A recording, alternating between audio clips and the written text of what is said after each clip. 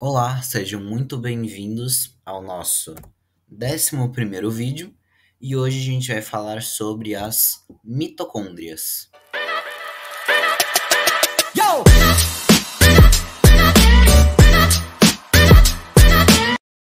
Bem, vamos começar falando sobre algo muito impressionante e surpreendente que eu, pelo menos, tive um grande choque de realidade quando eu ouvi isso, né, quando eu aprendi. O fato de que mitocôndrias são bactérias, ou seja, são células dentro da célula. Conseguiram acompanhar? São bactérias que possuem uma membrana externa aqui, né, que envolve ela, uma membrana interna, que é a membrana, obviamente, que fica na parte de dentro. Ela também possui a matriz mitocondrial, né? Que é como se fosse um citosol, mais ou menos, mas é esse o nome que recebe. Tem as chamadas cristas, que são essas dobras aqui da membrana interna. Então, as cristas são as dobras da membrana interna. Isso faz com que a membrana interna seja maior do que a externa, né? A interna tem várias dobras, né? Isso faz, se você pegasse de ponta a ponta ela e puxasse e tirasse essas dobras, ela ia ser bem maior que a externa. Se pegasse dessa ponta aqui, essa e meio que puxasse, sabe? Ia meio que alinhar tudo e você ia ver que ia ser maior. Ela também tem algo muito importante de saber, que é que ela tem apenas uma organela, que são os ribossomos, né, para a síntese de proteínas, e ela também possui DNA próprio. Então aqui, né, DNA e os ribossomos, e a função dela dentro da célula é a respiração aeróbica, né? Ela é responsável por fazer a respiração nas nossas células. Ou seja, né? Eu tenho até um shorts aqui no canal, acho que tenho dois. Um deles é meio que uma curiosidade, mas um deles é o que fala sobre a respiração aeróbica, né? Que é o que as nossas células fazem. Ou seja, né, tem uso de oxigênio e é basicamente, né, ela usa oxigênio para quebrar a glicose e produzir ATP, que é a energia que as nossas células usam. Quem faz isso são as cristas essas partes aqui, ó, essas dobras, que são as cristas esqueci o nome, da mitocôndria. Essa aqui são imagens de microscópio, né? Aqui ela tá corada aqui com umas cores bem chamativas. E é isso, basicamente, a função dela. E ela se reproduz de forma assexuada, ou seja, ela faz clones dela, basicamente, né? Quando ela tá morrendo, ela tá meio defeituosa, ela basicamente faz clone, sabe? Quando tá envelhecendo, faz um clone e é isso. Falando, desculpa, em termos mais técnicos, é a reprodução que não envolve encontro de gametas, né? Ou junção de DNA, tanto faz.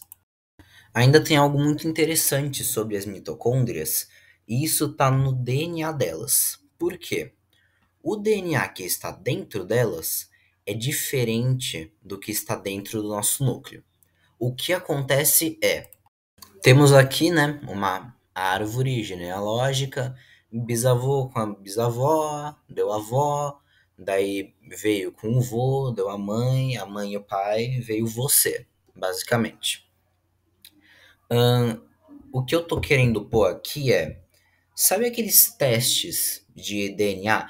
Mas eu não sei se você considera uma curiosidade, é algo legal de se saber e talvez seja importante. Bem, sabe aqueles testes de DNA que você faz para saber coisa de antepassados e tudo? Então, Existem testes no seu DNA, do seu núcleo. Então, eles pegam um DNA do seu núcleo para fazer esses testes. Eu nem sei como é que funciona muito bem, mas é feito com o seu DNA do seu núcleo. E só que tem um problema. O seu DNA, ele é um negócio meio bagunçado. Por quê? Vamos fazer de conta que o seu bisavô tinha um DNA A e a sua bisavó um DNA B. Aí, hipoteticamente, não é exatamente isso que acontece, mas só para ilustrar aqui, que na junção deles veio a sua avó, que seria hipoteticamente, não é exatamente isso que acontece, tem alguns outros fatores envolvidos, a B, né? Só que não é exato porque tem mais DNA também da mãe do que da filha e do que da bisavó comparado com o do bisavô. Então, assim, hipoteticamente, a B, ok? O seu vô tem o DNA CD. Quando eles, né, concebem a criança, né, que aqui calha de ser a mãe, essa mãe vai ter o DNA A, B, C, D. E o seu pai, E, F, G, H. Isso continua. Então, nessa junção de DNA de vô, de vó, de bisavô, de mãe, de pai, de tudo, fica meio bagunçado o seu DNA. Não fica literalmente bagunçado, mas vira uma junção de vários DNAs. Então é mais difícil de saber dessas coisas de antepassados e tudo, quem eram os antepassados, de onde vieram. Então fica um pouco mais difícil de pegar antepassados muito mais antigos. Entretanto, tem algo legal que nesses testes de DNA também tem um tipo de teste que usa o DNA da sua mitocôndria para saber disso. Que, né, usa o DNA mitocondrial. E por que que é mais eficaz? Vamos vir aqui para o outro desenho. Esse aqui é o óvulo da sua mãe, por exemplo.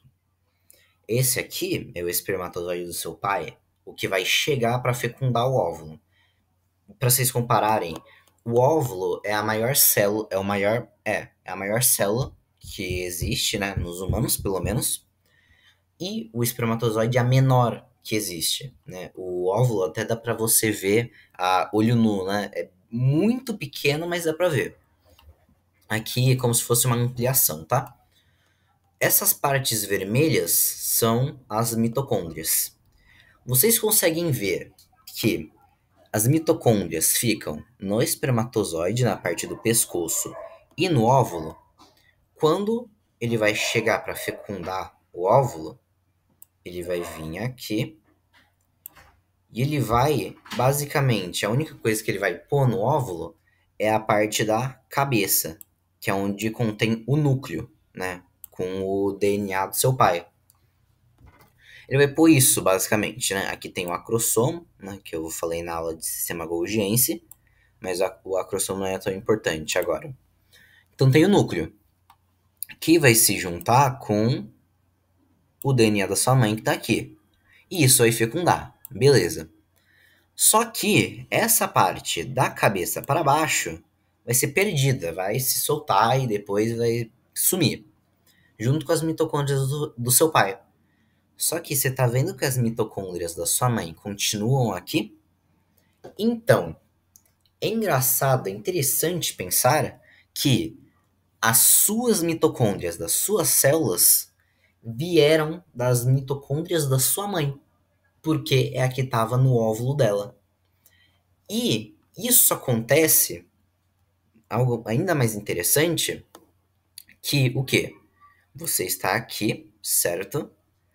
Daí, as suas mitocôndrias, né, vieram basicamente da sua mãe, né? Como a gente pôde ver aqui, tipo, as suas primeiras mitocôndrias vieram da sua mãe. E como elas fazem reprodução assexuada, que é basicamente uma cópia da outra, não tem quase nenhuma diferença no DNA de quando ainda era um óvulo, de que estava aí no óvulo, do que agora.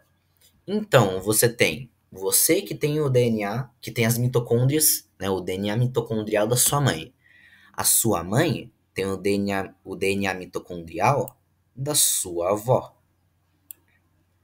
A sua avó tem o DNA mitocondrial da sua bisavó. E isso vai indo na árvore genealógica, tudo, tudo. E aí é muito mais fácil e eficaz de você descobrir antepassados milhares de anos antigamente. E daí é muito mais fácil. É basicamente uma curiosidade isso aqui, mas é muito legal ver como o DNA da mitocôndria pode revelar muitas coisas. E bem, por hoje é só.